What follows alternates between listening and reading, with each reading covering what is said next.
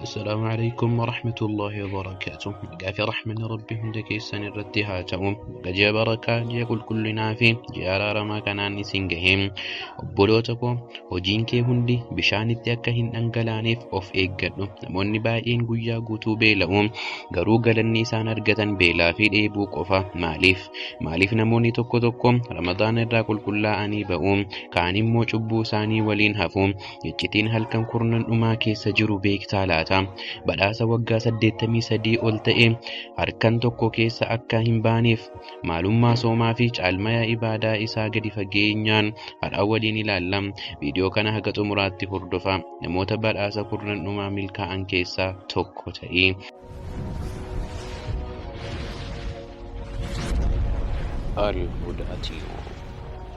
Lummaa fi barbaachisummaa Ramadaanaa. Qabarratti soomni maali? Sooma jechuun nyaata dhiisuu qofa miti. Qalbii kee foormaat gochuudha. Akkuma moobaayilii kee yoo guute kiliir gochuu barbaaddu, soomni immoo qalbii keenya xurii cubbuu irraa qulqulleessa. Maaliif soomna? Taqwaadhaaf. Rabbiin keenya akka sodaannu nu barsiisa. Obsa. Fedhii keenya to'achuu nu barsiisa. Hiyyeessa yaadachuu, beela namoota hiyyeessaa akka hubannu nu taasisa. Soomni mana barumsaa nuti itti of sirreessinudha. Yoo afaan kee hamii irraa, garaan kee cubbuu irraa hin soomin, beelli kee galata hin qabu. Gosoota ibaadaa fi ajrii isaanii. Ramadaana keessatti baankii ajrii keessa jirra. Mee kaffaltii ibaadaa keetii ilaali.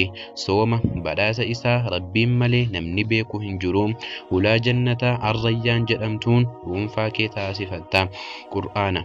Qubee tokko Qur'aana gaarummaa 10 qaba. Ramadaana keessa immoo dachaan lakkaawama. Ifxaara.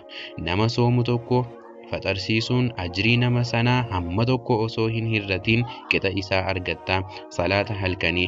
Namni imaama waliin taraawii xumuree akka halkan guutuu salaateetti isaaf barreeffama. Halkan kurnan boodaa fi Laylatul Qadri. Amma immoo gara faayinaal dorgommii kanaa dhufneerra. Halkan kurnan dhumaa, kurnan kun kurnan hulaan jannataa itti banamu, hulaan ibiddaa itti cufamudha. Halkan Laylatul Qadri halkan tokko qofa osoo hin taane carraa ibaadaa waggaa 83 olii itti hojjettudha. Hirribaan hin dabarsin, du'aa'iin jabaadhu. Allahumma innaka afuwwun tuhibbul afwa fa'fu cannaa jechuun addunyaa fi akhiraa kee itti milkeessi. Carraan kun waggaatti al tokko qofa dhufa. Akka nurraa hin dabarre.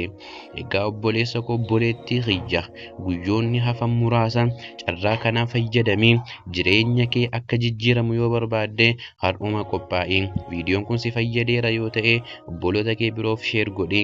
Yaada kee koomentii irratti naaf barreessi. Chaanaalii kana sabskiraayib gochuun maatii keenya ta'a. Rabbiin soomana keenya nuuf haa qeebalu. Assalaamu alaykum wa rahmatullaahi wa barakaatuh.